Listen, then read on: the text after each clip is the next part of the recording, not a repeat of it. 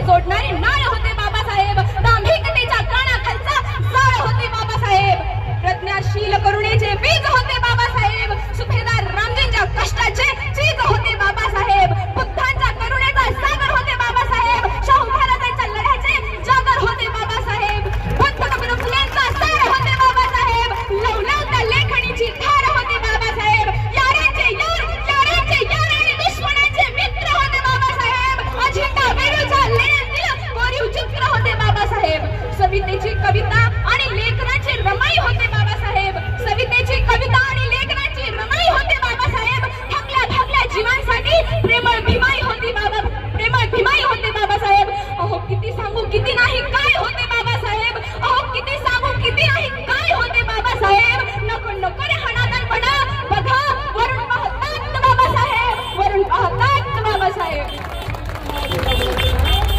दलितांची तो तलवार होऊन गेला, अन्यायाविरुद्ध प्रहार होऊन गेला. दलितांची तो तलवार होऊन गेला, अन्यायाविरुद्ध प्रहार होऊन गेला. होता तो एक गरीबच, होता तो एक गरीबच, पण तो या जगाचा कोहिनूर होऊन गेला. जग खूप रडवीत होतं त्याला, जग खूप रडवीत होतं त्याला, पण तोच या जगाला घडवून गेला. आणि या मूर्खांना अजून कळत कसं नाही, वर्गाच्या बाहेर बसून सुद्धा तो या देशाचं संविधान लिहून गेला, तो या देशाचं संविधान लिहून गेला.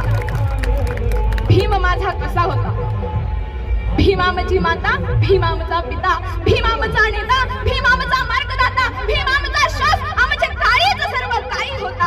भीम म्हणजे भव्याकाश, भीम म्हणजे हिमालय, भीम म्हणजे वादळ, भीम म्हणजे प्रकांड पंडित ज्ञानियांचा राजा, भीम म्हणजे जात आर्य सत्य, भीम म्हणजे आर्य अष्टांग मार्ग, भीम म्हणजे पंचशील, भीम म्हणजे त्रिशरण, भीम म्हणजे शांती, भीम म्हणजे मैत्री. अहो ग्रीष्माच्या तप्त उन्हामध्ये पर्णहीन वृक्षात भीम गुलमोहर होतो, तर तहानलेल्या जीवांसाठी भीम चौदाची ओंजळ भरून पाणी आणतो.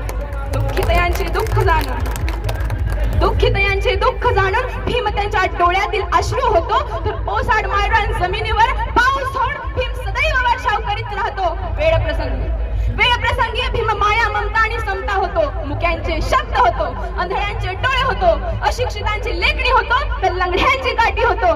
मेलेल्या मुर्द्यांना शिक्षण रूपी वाघिणीचं दूध पाजून गुरगुरायला लावतो. भीमाचा एक एक शब्द म्हणजे शक्तिशाली बॉम्ब गोळाच.